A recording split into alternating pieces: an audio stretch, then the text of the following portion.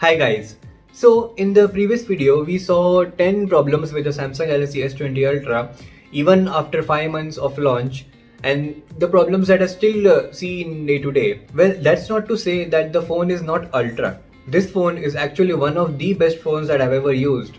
And in this video we'll talk about 10 points why you should buy this phone. Just like some of the points in the last video would have been a deal breaker for you, some of the points in this one might just convince you. So without wasting any further time, let's get started. Do note that I have done extensive camera tests and also many full reviews of this phone. So make sure to check that out. I'll put the links in the cards above. So let's start with our first point, the display. Well, the viewing experience on this phone is amazing.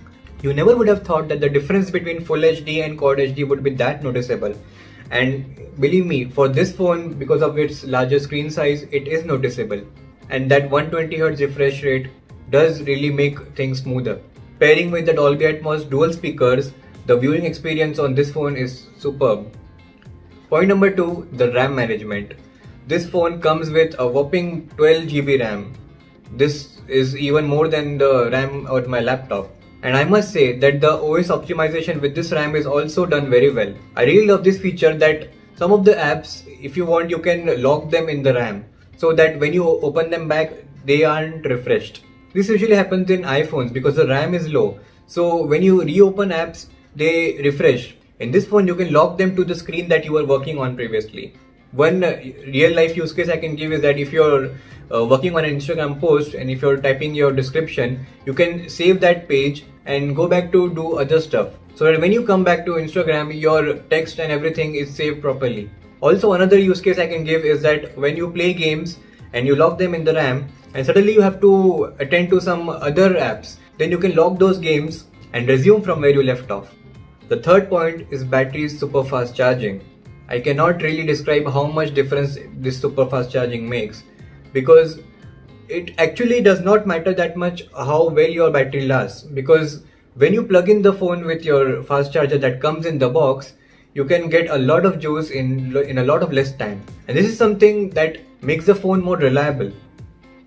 Number 4 is Samsung DeX and PC connectivity. Well, if you're a creator or if you like to connect to your PC more often, then this phone makes it a lot easier to transfer data between your phone and your laptop. And also with Samsung DeX, you can use your laptop as your phone. So it gives you a lot of functionality. Number 5, the fast storage.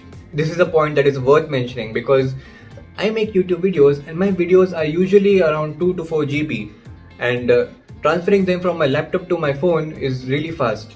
This also comes in handy for photos processing and also while playing games. I think fast storage is a very underrated feature that actually affects a lot of factors in your day-to-day usage.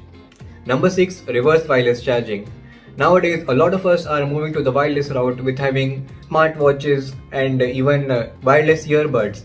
So all these devices that support wireless charging, you can charge them with your phone's battery. So you don't need to charge them separately. Number 7, 8K video. Yes, 8K video is at a low frame rate of 24 frames per second, and it's not that stable, and sometimes it can also be jittery. Yes, it has its own problems, but the fact that it is there in a smartphone is really astounding. I have recorded a lot of 8K footage from this phone, and the difference between 8K and 4K is actually noticeable even on the phone screen. Number 8, the zoom. And I don't mean by the 100 times zoom, I mean by the 5 times and the 10 times zoom. Even at 10 times zoom, the images are super crisp and detailed, and sometimes it gives your images a different perspective.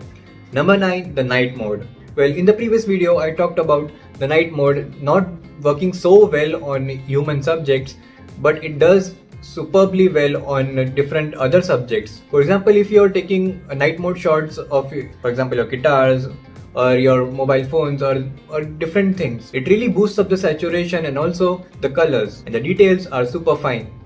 Point number 10, the 120Hz refresh rate. Now this is a highly marketed feature, but let me tell you, in your day-to-day experience, you really get used to this faster and smoother experience. Going back to 60Hz will make you notice the difference. And a lot of phones coming ahead will be of a higher refresh rate. Even budget and mid-range phones have started to come with at least 90Hz. So having 120Hz on this phone makes it future-proof. So that's it guys. Hope you like this video. If there are any other points that you feel, do let me know in the comment section. I'll catch you in the next one. Peace.